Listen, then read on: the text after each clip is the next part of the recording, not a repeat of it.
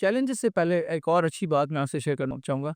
Recently आपको मालूम है कि इंडिया के ऊपर ट्रंप ने यूएस की तरफ से काफ़ी हैवी 50% के टैरिफ्स इम्पोज़ किए हैं और ये पाकिस्तान के लिए काफ़ी अच्छी अपॉर्चुनिटी साबित हो सकती है और यही बात आसिफ पीर ने भी रिसेंटली यही बात की है कि ये पाकिस्तान की आईटी एक्सपोर्ट्स के लिए बहुत अच्छी खबर है और ये चीज़ हमें देखने में नज़र आ रही है कि पाकिस्तान की जो आईटी एक्सपोर्ट्स हैं उनमें 40% का इंक्रीज़ देखने में आया है जुलाई के मंथ में।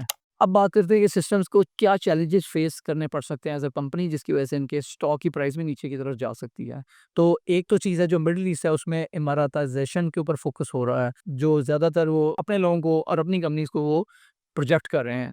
लेकिन इसके साथ इसको एड्रेस करने के लिए जो मेरे नज़दीक सिस्टम की स्ट्रैटेजी है जो काफ़ी अच्छी है वो ये है कि इन्होंने इजिप्ट में अरेबिक स्पीकिंग स्टाफ को हायर करना शुरू कर दिया। 200 से ज़्यादा स्टाफ इन्होंने वो हायर किया है, ताकि जो रीजन है उसमें ये अरेबिक स्पीकिंग लोगों के साथ काम कर सकेंगे। इसके अलावा जो दूसरा रिस्क है वो ये भी हो सकता है कि जो जो ट्रेडिशनल या लेगेसी आईटी मॉडल्स हैं वो रिप्लेस होने जा रहे हैं आर्टिफिशियल इंटेलिजेंस के साथ, which poses a risk to the जो जो पहले इनके पुराने सिस्टम्स हैं। तो सिस्टम्स को चाहिए कि वो अपने सिस्टम्स को बड़ी तेज़ी के साथ अपग्रेड करें, ताकि ये आर्टिफिशियल इंटेलिजेंस के बेसिस पे जो इनोवेशन आ रही है उसके साथ-साथ अपने आप को अपडेट कर सकें और कम्पेटिटिव रह सकें। अगर पाकिस्तान का रुपया एप्रिशिएट करता है तो ये भी सिस्टम के लिए एक रिस्क है, क्योंकि इनके 94% से ज़्यादा रेवेन्यू यूएस डॉलर बेस्ड है। अगर पाकिस्तानी रुपया स्ट्रेंथन होता है तो फिर ये इनके जो फॉरेक्स गेन है वो रिड्यूस हो जाएँगे। और एक और रिस्क ये है कि अगर टैक्स रेजीम चेंज होती है तो उसका भी सिस्टम्स के ऊपर नेगेटिव इम्पैक्ट आ सकता है। अभी फेवरेबल इनको एक टैक्स कट मिला हुआ है 0.25% का और ये जून 2026 में एक्सपायर हो रहा है। और अगर ये 2026 में ख़त्म होता है तो ये it will fall back to the standard 29% corporate tax और इसके साथ-साथ जो 10% सुपर टैक्स का लगता है।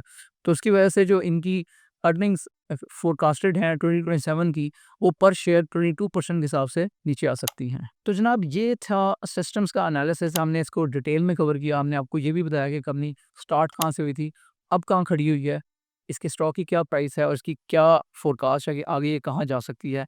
तो मेरे ख्याल में इसका फ्यूचर काफ़ी ब्राइट है। इनकी जो स्ट्रॉन्ग ग्लोबल पोजिशनिंग है और उसके साथ-साथ जो इनकी एक नेचुरल हेज है अगेंस्ट पाकिस्तान रुपी, और इसके अलावा जो इन्होंने रोबस्ट फ्री कैश फ्लोज़ इनके पास मौजूद हैं और इसके साथ-साथ जो इनके कोर वर्टिकल में ये एक्सपैंड कर रहे हैं नए-नए ज्योग्राफीज़ में, ये सारी चीज़ें इसको एक स्ट्रॉन्ग स्टॉक बनाती हैं जिसको आपको कंसीडर करना चाहिए। तो मेरे ख़्याल में इसमें इन्वेस्टमेंट करने से पहले आपको अपनी रिसर्च करनी चाहिए और उसके बाद अच्छी तरह समझ-बूझ लेने के बाद आपको इसमें इन्वेस्टमेंट कंसीडर करनी चाहिए। क्या आपने सिस्टम्स लिमिटेड में इन्वेस्ट किया हुआ है? आपने इसमें कब इन्वेस्ट किया था और अभी उसमें कितनी की एप्रिसिएशन आ चुकी है?